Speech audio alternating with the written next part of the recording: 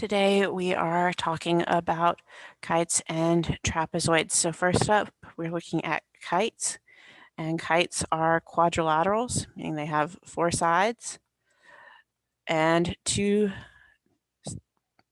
kites have two pairs of congruent consecutive sides, meaning that they're right next to each other. AB is congruent to AD in this picture, and BC is congruent to DC.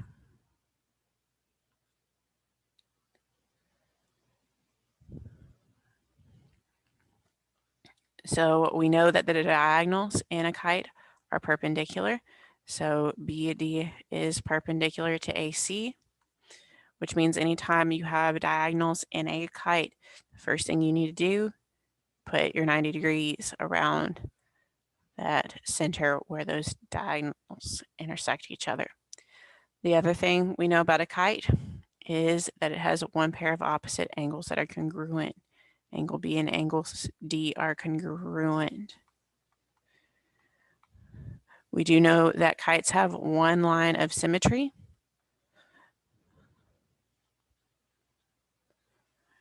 And in that first picture, it'd be through A and C, which means that everything on that top reflects and is the same on the bottom. Our first example, we have a kite, and we know that angle FEJ is this angle, is 25 degrees, which means we know the angle underneath it is also 25 degrees. We know that angle FGJ, that's this top angle, is 57 degrees. And again, because it's a kite, we know the angle underneath it is also 57 degrees. And again, because it's a kite, we know that we have right angles right here at the center. Our first angle that we're looking for is angle GFJ. GFJ, so this upper angle in this triangle. So we can add 90 and 57 together and then subtract that from 180.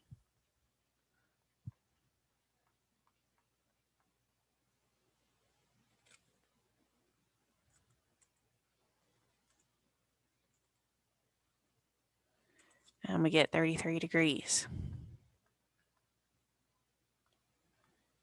Again, since it's up here, we know it flips and is on the bottom side as well. Our next angle that we are looking for is angle JEH. JEH is this angle, and we've already labeled it. It's 25 degrees.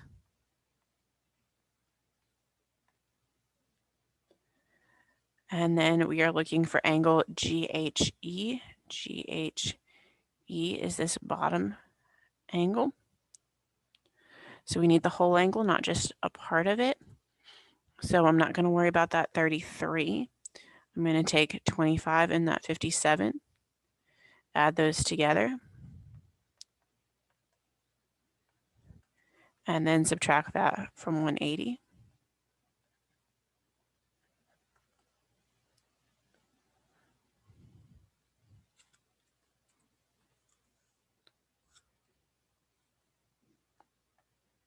Sorry, that's 82, not 83.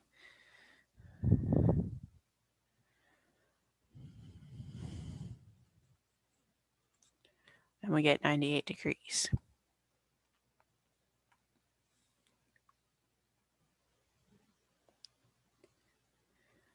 Next up, we're looking at trapezoids.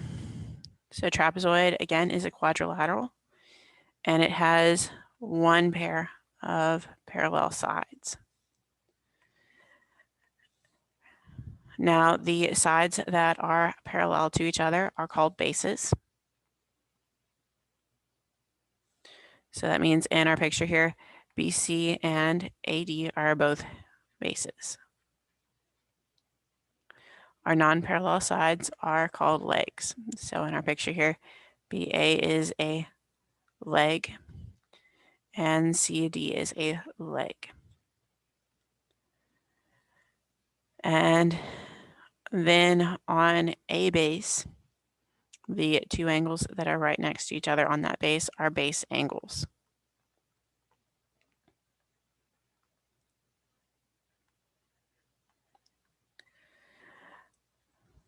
Now, we don't know too much about measurements in trapezoids other than that you have same side interior angles that are supplementary on one side. So angle A and angle B would add up to 180 degrees, and angle C and angle D would add up to 180 degrees. But when we have our next kind of trapezoid, an isosceles trapezoid, we know a bit more, because not only do we have the bases are parallel, we also have that the legs are congruent when you have an isosceles trapezoid.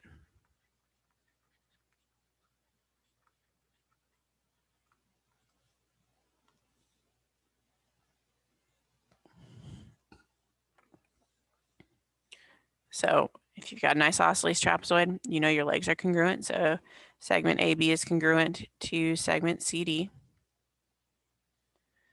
You also know that you have your base angles are congruent and you have two sets of base angles. So angle A is going to be congruent to angle D, and angle B is going to be congruent to angle C, because again, we have two sets of base angles that are congruent when you have an isosceles trapezoid. Also, in an isosceles trapezoid,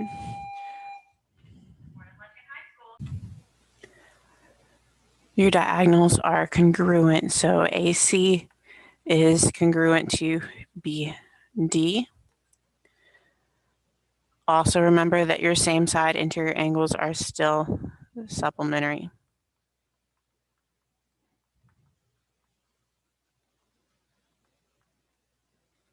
meaning that they add up to 180 degrees.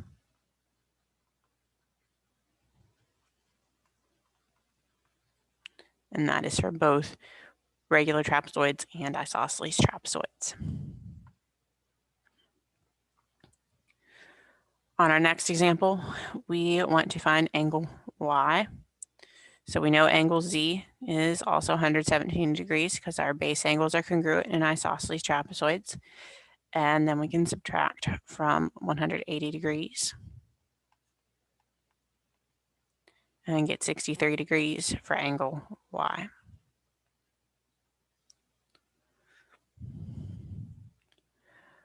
Our next one, we know RT, that's the entire diagonal, is 24.1. We know that QP is 9.6, so that's just this top part. MPS is what we are looking for, it's X. So we know that our diagonals are congruent in isosceles trapezoid. So we've got 9.6 plus X equaling 24.1. So we can subtract that 9.6 from both sides. And when we subtract that 9.6, we get 14.5 for the length of PS.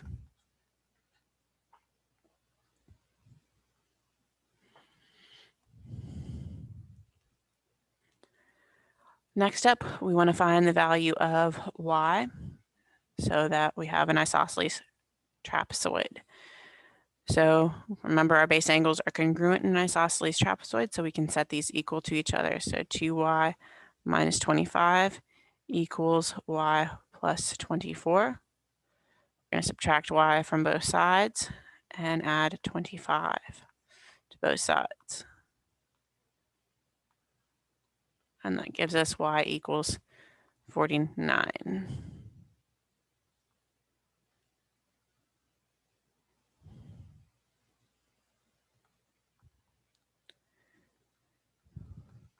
Our next one, we have that JL equals 5z plus 3, and that KM, our other diagonal, is 9z minus 12.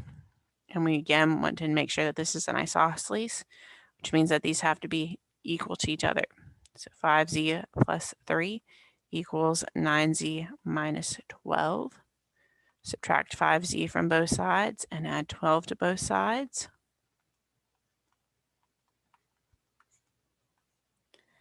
That gives us 15 equals 4z. Divide by 4 on both sides. So 15/4 equals z.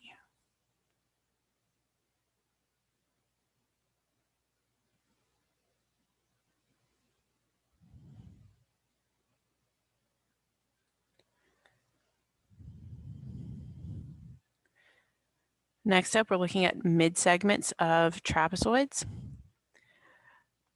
So a mid-segment connects two midpoints of a trapezoid.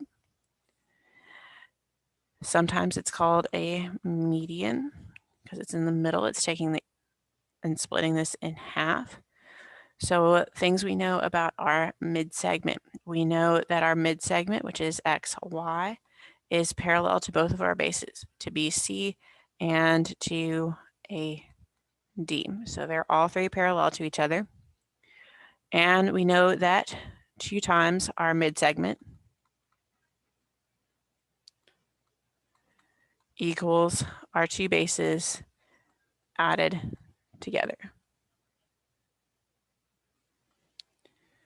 So that means xy times 2 equals BC plus AD.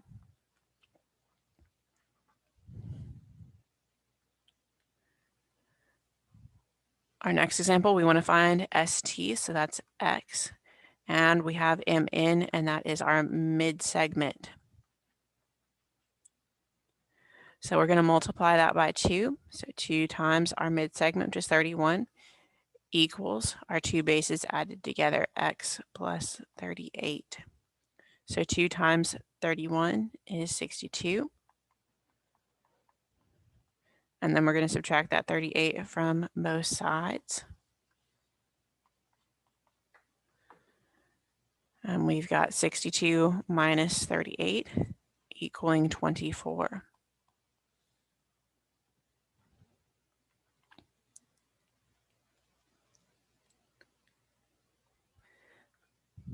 Next up, we've got a Venn diagram that shows quadrilaterals.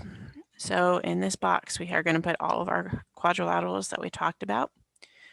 So a kite can only be a kite. Its only definition is that it's a quadrilateral. It's got 4 sides, 2 sets of congruent consecutive sides. So it doesn't match up with anything else. Then we have trapezoids. And we do have a special kind of trapezoid, and that's an isosceles trapezoid. So not all trapezoids are isosceles, only some are. And the larger group of things that we talked about that are quadrilaterals are parallelograms.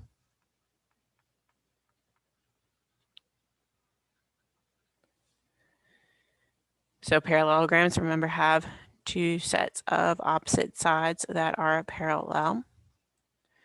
One of those was a rectangle. Another one was a rhombus. And the last one was a square.